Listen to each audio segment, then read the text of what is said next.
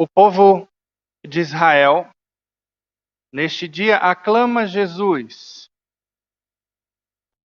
Hosana ao filho de Davi. Jesus é exaltado como rei. E uma semana depois, este mesmo povo que agitava os seus ramos, que jogava as suas vestes para Jesus passar, vai dizer: soltem Barrabás, crucifica-o. E aí nós vemos o pecado da hipocrisia. Pecado que Jesus Cristo denuncia com frequência. Pecado típico dos fariseus. E o que é a hipocrisia? É a arte de se exigir dos outros aquilo que não se pratica. É quando fingimos possuir qualidades, ideias ou sentimentos que na realidade não temos. É falsidade, é dissimulação, é mentira. E aqui eu quero esclarecer um trabalho que o diabo faz com uma certa frequência. Ele costuma falsear tanto as virtudes quanto os pecados. E ele assim o faz especialmente para pegar aquelas pessoas que estão subindo a escada da santidade. Aqueles que já cortaram com pecado grave, que lutam contra o pecado venial, aqueles que estão buscando humilhações com Cristo humilhado.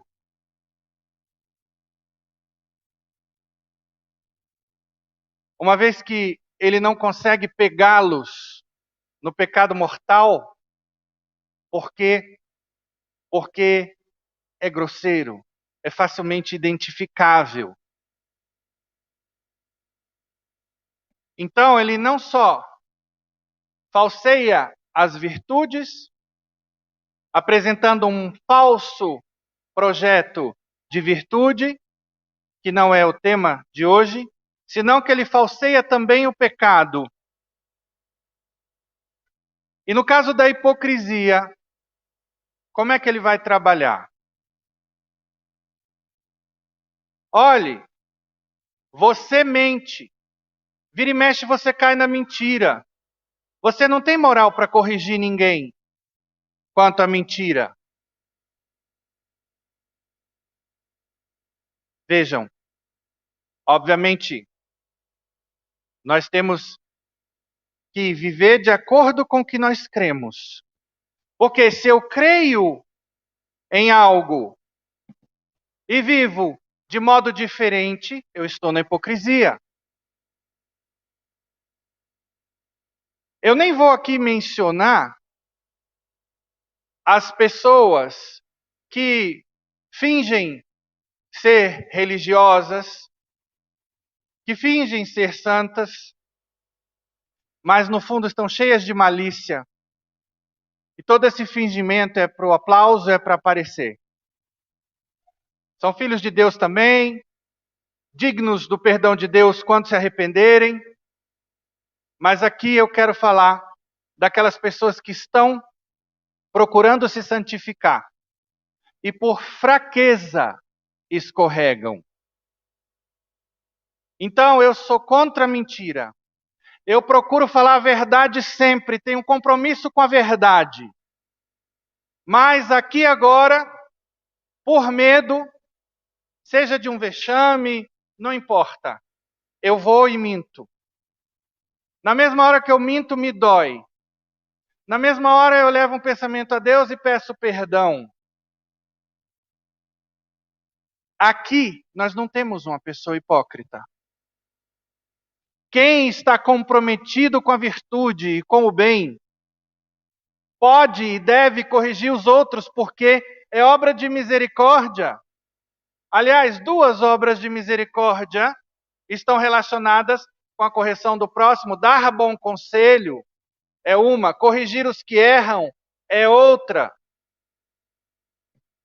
Então, nós estamos sim credenciados a corrigir os outros, desde que sejamos humildes, desde que não nos achemos melhores do que os outros. Porque o que o diabo quer? Ele quer paralisar o bom conselho, a correção fraterna. Quem não tiver pecado, atire a primeira pedra, diz a Escritura. Todos nós somos pecadores. Então, se nós aceitarmos esse falseamento que o diabo apresenta, acaba a correção fraterna. Então, não se sinta hipócrita por isso. Lógico, cada queda deve nos mostrar que nós somos falhos, deve nos ajudar a trabalhar a virtude da humildade, como também a fé de que Deus me perdoa, de que com a graça eu posso vencer. Nunca desanimemos. Por trás de todo desânimo está Satanás, sempre.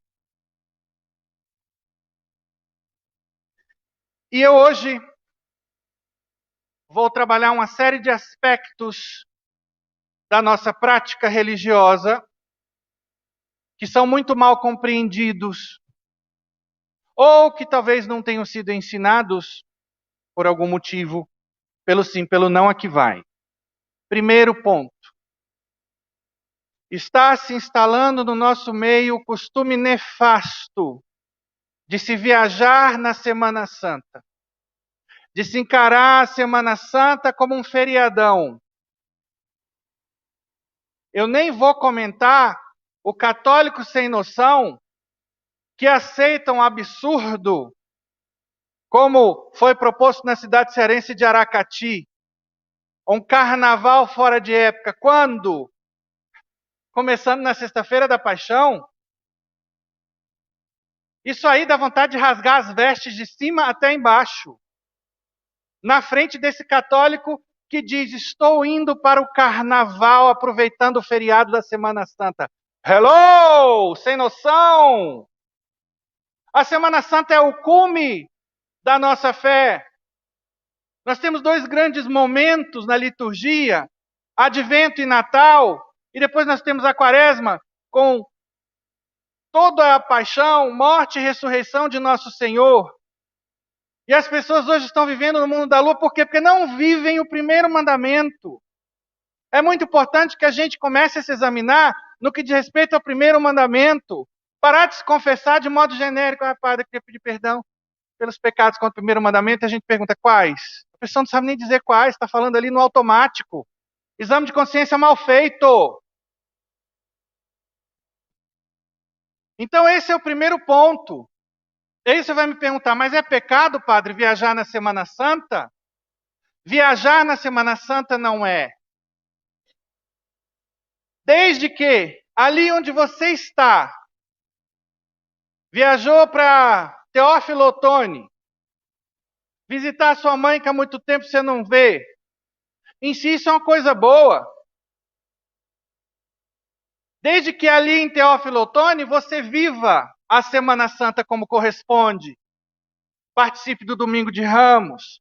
Depois começa na quarta-feira a missa na catedral, em que o bispo se reúne com os seus sacerdotes, diáconos.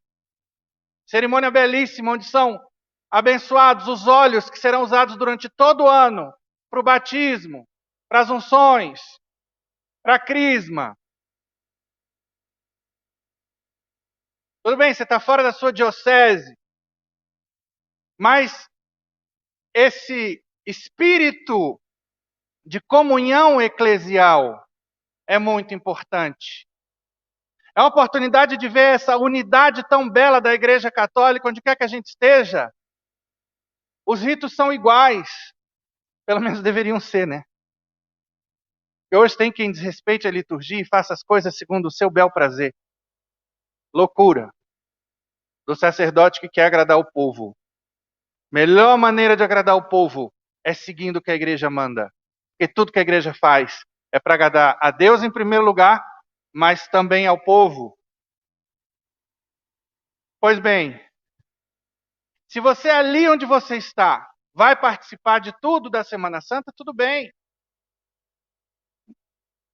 Lógico que tudo muda se você está indo visitar um parente que está gravemente doente. Ainda assim, procure, nos momentos em que não estiver dando atenção a esse doente, que de repente vai precisar da sua atenção, participar maximamente de todos os eventos. Essas missas não obrigam sob pena de pecado grave, como a missa dominical. Mas o que me preocupa, como eu venho denunciando aqui há muito tempo, é esse minimalismo que assola, essa mediocridade. O católico que só vive fugindo do pecado, mas não busca a santidade. O católico que parece que vem à igreja só para pedir favor, só porque se não for assim eu vou para o inferno, mas não está procurando a santidade, não edifica os outros, é mundano, procura uma felicidade aqui, só realizações nessa vida, não está orientado para o alto. Isso é preocupante. Por quê? Porque tem o primeiro mandamento e a Bíblia fala: sede santos como vosso Pai nos céus é santo. Então é um imperativo, é uma ordem. E nós devemos cumpri-la da melhor maneira que pudermos. Obviamente ninguém é obrigado ao que é impossível, mas nós temos que testar os nossos limites. Os santos nos ensinam isso. Santo Alberto Hurtado, citei aqui, quando falei de esmola. Temos que dar até doer. A medida do amor é amar sem medida, Santo Agostinho. Nós temos que aprender com eles. Agora, muitas vezes nos voltamos para os santos só para pedir favores, não para aprender a viver o Evangelho, não para nos animarmos quanto à vida cristã, sabendo que é possível, porque eles foram humanos como nós, e se chegaram lá, nós podemos chegar também. Hoje é raro ver fiéis católicos que leem biografias dos santos. Ah, estou sem tempo de ler. Hoje tem os filmes. Eu posso citar vários, é só pedir a dica aqui no final de cada missa. Então a gente precisa começar a fazer diferente. Porque vejam, quem é que vai viver bem a Sexta-feira da Paixão, em Paris ou em Nova York? Fala para mim olhando ali para a Câmara da Verdade.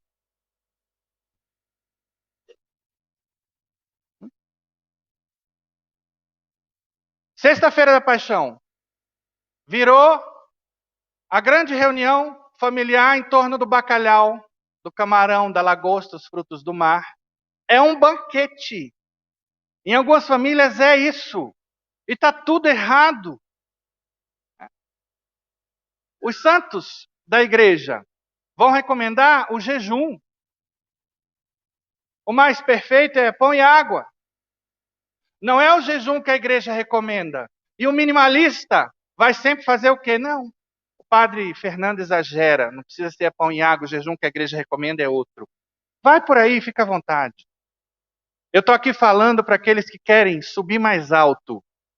Helen Keller, aquela que era surda, muda e cega, dizia: não podemos engatinhar se o nosso destino é voar. Mas tem irmãos de fé que querem viver engatinhando. Águias que vão viver em terreiro de galinha. Águia que pode voar alto, que quer. E vai ser uma galinha incompetente, porque nem ovo vai colocar. Escolhas. Pessoas que querem procurar os discursos mais cômodos. Pessoas que aquilo que escutam, que enxergam que é para o seu bem, não colocam em prática, porque sou eu que sei, eu sou a medida. Não tenho o que fazer aí. Sinto muito. Só a humildade pode ajudar a crescer. Então, meus irmãos, vamos sair desse modo obrigação, de fazer só o que é obrigatório, de ficar evitando o inferno, e vamos começar a procurar o céu. Vamos procurar o que é mais perfeito. O voto que Santa Teresa d'Ávila tinha de fazer sempre o que fosse mais perfeito? Não que sejamos obrigados, não somos, mas que esse exemplo é belo, é. Que esse exemplo está dentro do primeiro mandamento, está.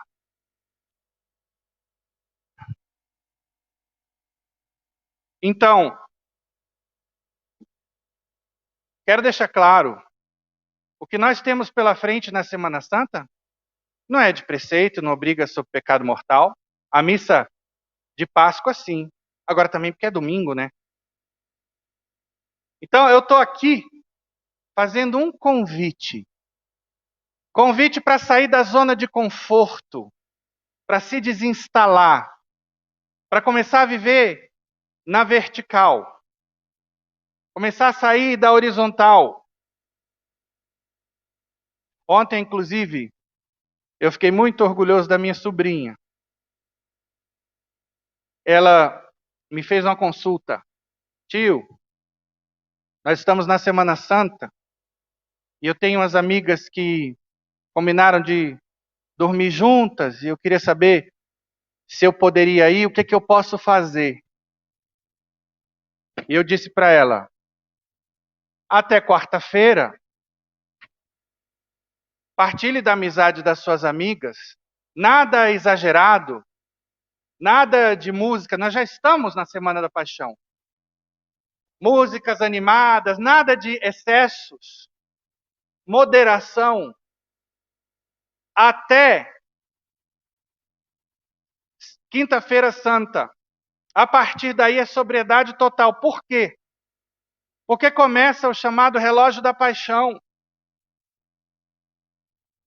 19 horas, Jesus lava os pés dos apóstolos.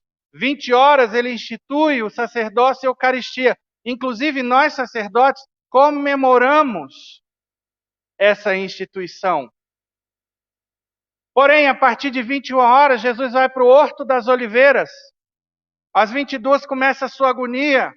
Às 23 ele recebe o beijo do traidor Judas e meia-noite ele é preso. Então, fica a dica.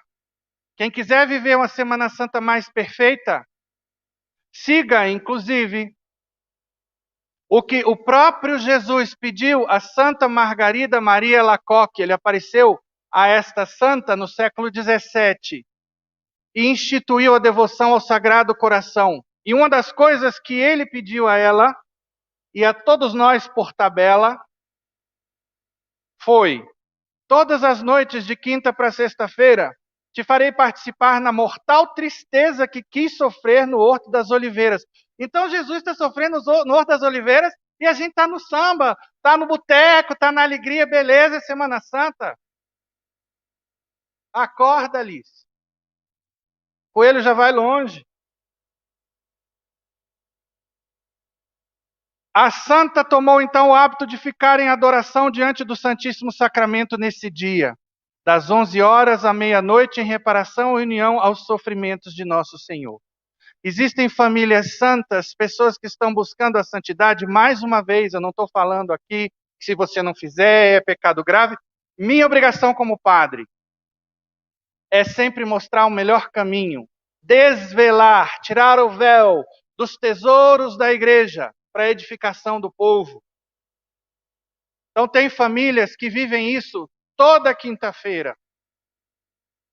Nós vamos reinstituir a Passio Domini aqui na capelania. Vamos nos organizar o quanto antes. Nós tínhamos esse costume aqui. Paramos. Mas vamos voltar. Passio Domini é isso. De 21 à meia-noite, se unir a monges, eremitas no mundo inteiro, que estão ali acompanhando Jesus abandonado no horto. Ele foi abandonado. Então a ideia espiritual é nós fazermos companhia a esse Cristo abandonado. Isso é um gesto de amor, que vai nos valer muitíssimo quando a gente passar para a eternidade, porque nada que vem do amor fica sem o aval de Deus. Tudo é anotado no livro da vida. Pois bem, disse para minha sobrinha: sexta-feira da Paixão é um dia de silêncio, é um dia de leitura bíblica ou leitura espiritual, é um dia de meditação, é um dia no qual não se ouve música, é um dia em que, se possível, se jejua pão e água. Ah, não dou conta? Pode comer, de preferência o que você não gosta. Ah, padre, detesto chuchu e jiló. Beleza, é a sua refeição de sexta-feira da Paixão. Inclusive, eu acho até mais meritório você fazer um banquete. Pega lá, coloca tudo que é comida ruim. Arroz com piqui.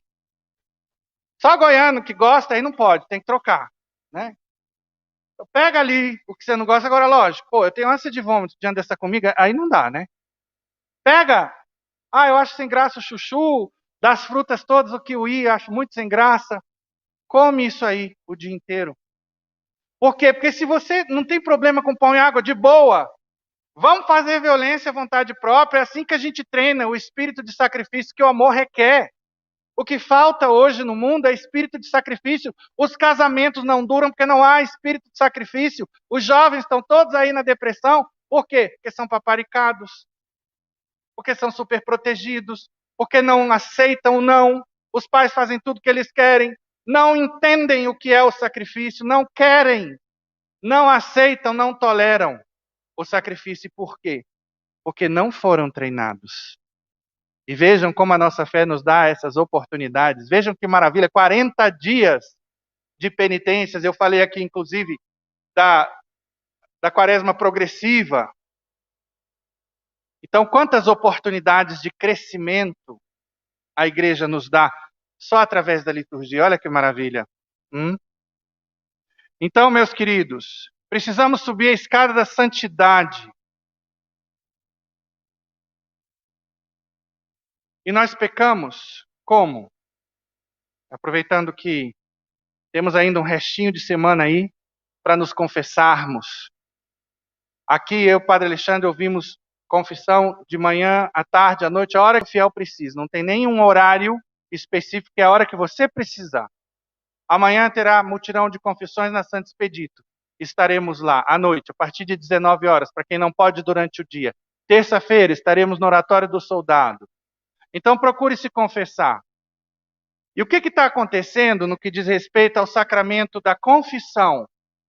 O que eu chamo de clientelismo da confissão. Sobretudo, às vezes, pessoas que estão lá na caminhada há um bom tempo, entra e sai do confessionário, falam sempre as mesmas coisas, não há progresso nenhum. Nenhum. Não se vê um pecado ali que é recorrente, que a pessoa está combatendo, a própria pessoa não pergunta para o confessor como é que pode melhorar naquele ponto, que tipo de leitura. Não. E aí, quem quiser buscar a santidade é convidado a lançar um novo olhar para o seu exame de consciência. Não fique só com os 5 mandamentos da igreja, os 7 pecados capitais e os 10 mandamentos da lei de Deus. Isso é o mínimo para quem quiser se salvar. Inclua aí um exame dos seus talentos. O que é que você pode fazer em termos de caridade com as suas mãos, com seus olhos, com a sua boca, com os sentidos? Porque Deus nos permite entrar no mundo com tudo isso para quê? Só para o nosso bel prazer? O meu estudo, a minha cultura, em algum momento esteve ou estará a serviço do Senhor? Não estou dizendo que todo mundo tem que estar agora na igreja fazendo só trabalho apostólico. Não é isso, não. Eu faço essas ressalvas porque facilmente, sobretudo quem se sente incomodado com o discurso, ao invés de ser humilde, vestir as sandalinhas da humildade e melhorar, não, acusa o padre. Isso é exagero, isso aí não... É típico do soberbo, que não vai crescer. Enquanto continuar aí, nos seus próprios critérios, não aceitando o magistério da igreja, não aceitando aquilo que nós entregamos para o bem do povo. Pois bem, além disso, inclua as obras de misericórdia espirituais e corporais. Quais são? Não digo dever de casa. Está lá no catecismo, procura lá na internet, obras de misericórdia. São 7 espirituais e 7 corporais. Não estou dizendo que você tem que fazer tudo, não é assim. Tá? Por exemplo, visitar os encarcerados. Nesse tempo de Covid está até mais complicado. Mas em consciência, vai ter coisa que a gente vai poder fazer. Eu vou dar um exemplo. Pergunta a sua empregada, que tem pouco tempo que está lá, se ela sabe ler e escrever. De repente você descobre que ela não sabe. E de repente você que é aposentado, aposentada, pode ensinar. Se não pode ensinar, você pode ajudar, procurar quem ensine, ir para o YouTube, dar um livro, alguma coisa pode ser feita. Veja o que você pode fazer. É entre você e Deus. Não é o padre que vai falar e ninguém tem o direito de lhe julgar. Mas nós precisamos sair da zona de conforto. Essa zona de conforto na espiritualidade está muito grande, ela é muito larga. Então veja o que está ao seu alcance, tomando cuidado com outra tentação do diabo, que é o quê? A criatura sai da homilia dessa, entusiasmada. Aí vai lá e começa a ver, isso aqui eu posso fazer, isso aqui também, papapá. Aí monta um programa gigante e não vai dar conta nem da metade. Quem muito abarca, pouco aperta. Vamos devagar, aos pouquinhos. Cada novo hábito que a gente vai incorporando, vamos buscando outro. E assim a gente vai subindo a escadinha da santidade rumo ao céu. Bem, 7 obras de misericórdia espirituais, 7 obras de misericórdia corporais, os nossos talentos. Especialmente me volta agora para uma necessidade da capelania. Os talentos, nós podemos colocá-los a serviço do reino onde? Nas pastorais. Inclusive os evangélicos acham genial a ideia das pastorais na Igreja Católica. Só nós temos isso e eu vou dizer uma coisa para vocês. Eu missionei fora do Brasil e não vi pastorais fora do Brasil. Isso é uma coisa muito boa porque trabalha espírito de família, espírito de comunidade, minimamente a gente passa a se conhecer. Qual é a grande queixa de católicos que às vezes migram para igrejas evangélicas? Eu cheguei aqui, o pessoal me conhece, fiquei desempregado, me ajudaram, fiquei doente, me visitaram. Agora, por quê? São comunidades, 500 pessoas. Aqui, nós somos quantos? Quantos bombeiros são? Pega aí a conta. Tira 25% de evangélicos e outros credos. E multiplica por 4, porque o bombeiro é casado, tem uma esposa e pelo menos 2 filhos. Esse é o meu rebanho. É muito mais difícil uma atenção personalizada. Agora, o que impulsiona as pessoas é a emoção. É se estão cuidando de mim, se o padre me diz bom dia, se me beija, se me abraça. O que é próprio do amor? É o sentimento? Não. É o dever. Nós vamos atrás de fazer o milagre acontecer. Não ficamos esperando nada de ninguém. Lógico, tudo aquilo em que nós, a partir de mim, os diáconos, as pessoas da comunidade, pudermos fazer pela edificação mútua. Se um dia o padre não notou que fulano ou beltrana está doente, avisa a gente, pelo menos um telefonema a gente pode dar, se não puder visitar. Então assim nós começamos a trabalhar o espírito de família, e as pastorais ajudam muito, porque, é ou não é, vocês são ministros da Eucaristia, são uma pequena comunidade, se reúnem de vez em quando, ontem mesmo, que alegria, eu fui convidado pelo pessoal da Pastoral do Dízimo para dar as boas-vindas a um novo casal que começou a participar com a gente, foi tão agradável, fomos a uma cafeteria. Então assim a gente começa a fazer diferente. Agora tem pessoas que vão ficar 20 anos na igreja, nunca fizeram nada, nunca se ofereceram para nada. Só consomem no supermercado da fé aquilo que lhes interessa. E eu pergunto, cadê o amor? Parabéns, você está há 20 anos perseverando, está na igreja, pelo menos não está aí nas seitas. Mas quando que a gente vai começar a mudar? Essa é a proposta. Então, irmãos, nós pecamos por pensamentos, palavras, atos e omissões. Quantas vezes a gente chega aqui e bate no peito? Pequei muitas vezes pensamentos, palavras, atos e omissões, minha culpa, minha própria culpa, minha máxima culpa. Vamos lá. Para que esse momento seja melhor, cheguemos mais cedo, para passar em revista a semana inteira. partindo-se do princípio que o exame de consciência eu já ensinei aqui, se faz todo dia. Ensinei a fazer exame de consciência e exame emocional, para ver o que está no meu coração à noite. É raiva? É tristeza? É medo? Porque se a gente não vai fazendo a limpeza, um dia é raiva, outro dia é medo, outro dia é tristeza, daqui a pouco é depressão, porque a vida não vale a pena, porque é só lixo que eu vou acumulando. Então vejam que as pessoas que estão buscando a santidade, na medida em que vão viver virtuosamente, quantas vezes já falei aqui, a crise do século XXI, a crise de virtudes, e é impossível que a pessoa virtuosa seja infeliz, porque o homem está programado para ser virtuoso, logo é na virtude que ele será feliz, que ele terá paz. Então olha que maravilha, os chamados benefícios secundários na vida da pessoa que busca a santidade.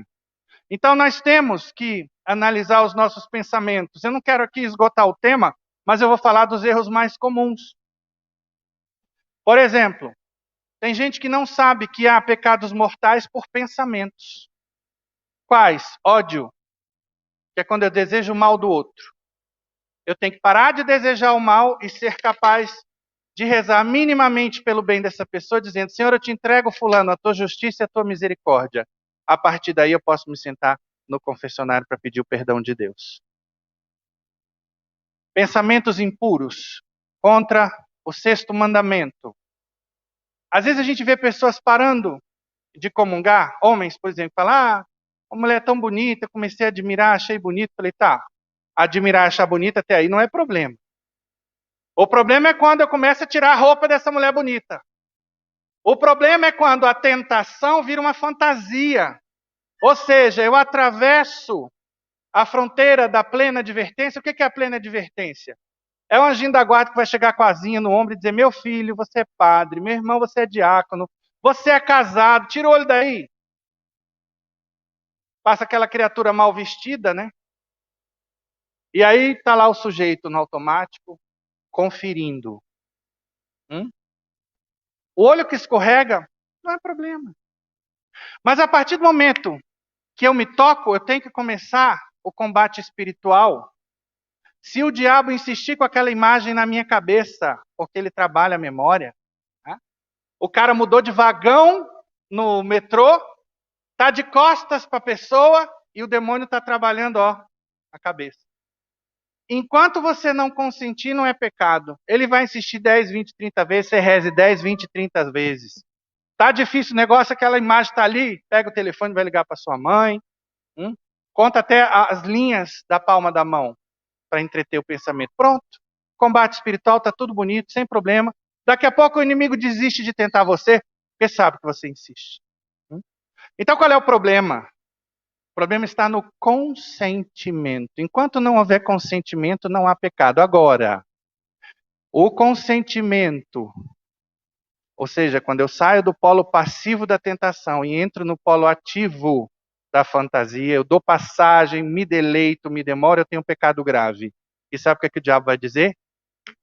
Está na chuva, agora se molhe. E vai sugerir outros pecados. E a Bíblia diz o quê? Não acumuleis pecado sobre pecado. Eu quero dar um exemplo aqui para vocês. Imagina, você peca mortalmente por pensamento, e aí o demônio lhe sugere um outro pecado, e você diz não.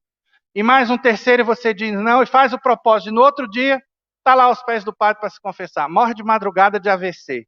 Vai para o inferno? Não. Por quê? Provou o arrependimento. O elemento central na confissão. Como? O diabo tentou 2 vezes. Você disse que não, e Deus sabe que se você vivesse, ia chegar aos pés do padre. Diferente da criatura que chega, já pequei, semana que vem eu vou lá no Padre Alexandre e me confesso, e aí estou de altas. E aí tome pecado. Segunda, terça, quarta, morre na quinta num acidente. Vai para onde? Para o quinto dos infernos, para o sexto, para o sétimo, para o décimo, sei lá. Para onde vai? Dependendo, né? Por quê? Porque morreu na quinta, na sexta ia pecar, no sábado ia pecar, então não tem arrependimento aí. Né? Então, irmãos, são coisas que a gente precisa conhecer, porque às vezes as pessoas estão indo para a confissão sem poder, ou se privando da Eucaristia sem necessidade. Por quê? Porque não conhece. Então, por isso eu estou fazendo questão de esclarecer isso. Porque tanto o sacrilégio é grave, que é o quê? Quem come e bebe indignamente do corpo e do sangue do Senhor come a própria condenação, está lá na Epístola aos Coríntios, um pecado mais grave que o pecado mortal, que tem perdão, mas que é bem grave. Ou a privação da Eucaristia, o que Jesus diz? Quem não come da minha carne e não bebe do meu sangue, não tem a vida em si. Depois, ainda por pensamentos, julgamentos. A gente julga os outros, a gente se julga e a gente julga Deus. Julgar Deus, condenar Deus é sempre pecado grave. Cuidar da pessoa que tem a mania de se julgar, de se condenar, que tem uma tendência à culpa. Leia o Diário da Divina Misericórdia para conhecer um Deus misericordioso, porque de repente o seu Deus é somente o Deus juiz. Quantas pessoas não estão aí por conta de um condicionamento que vem da sua educação? Isso prejudica a caminhada espiritual. E sendo necessário, procure direção espiritual e terapia para se livrar dessa culpa constante na sua vida. E com relação aos outros, vira e mexe a gente escorrega e julga. O problema do julgamento é a consequência dele. Eu julgo, condeno e começo uma fofoca difamando. Aí eu vou ter um pecado grave. Se eu, por exemplo,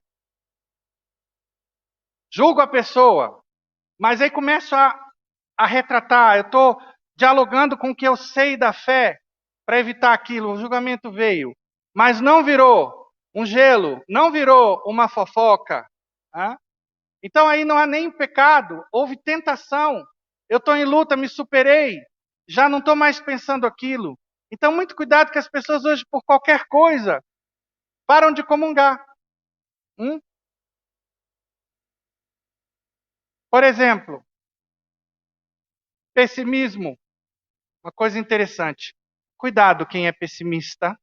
Outro problema que acontece em nível de pensamento. O pessimismo afeta a virtude da esperança. A gente precisa vigiar esses pensamentos. Quem é constantemente pessimista está precisando de terapia, está precisando de direção espiritual. Porque esse pessimismo existencial pode lhe levar à depressão e pode prejudicar a sua fé. Por isso fica aqui o conselho. Tá? Agora, não é um pecado grave? É importante para a sua paz interior. Outra coisa, sentir. Sentir raiva, preguiça, tristeza. Se eu luto contra a raiva, a preguiça e a tristeza, se a raiva, a preguiça e a tristeza não vão gerar pecados, por exemplo, preguiça de ir à missa. Não é pecado se eu vou à missa, eu tenho virtude. Agora, se eu falto à missa, o pecado é faltar à missa.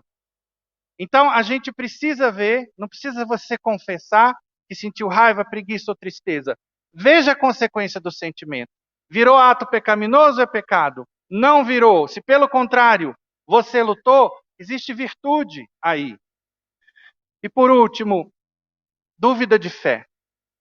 Quem tem dúvida de fé e não vai atrás de tirar a dúvida, pode acabar no agnosticismo, no ateísmo ou em alguma seita. Então, não se demore. Começaram as dúvidas de fé, venha conversar conosco.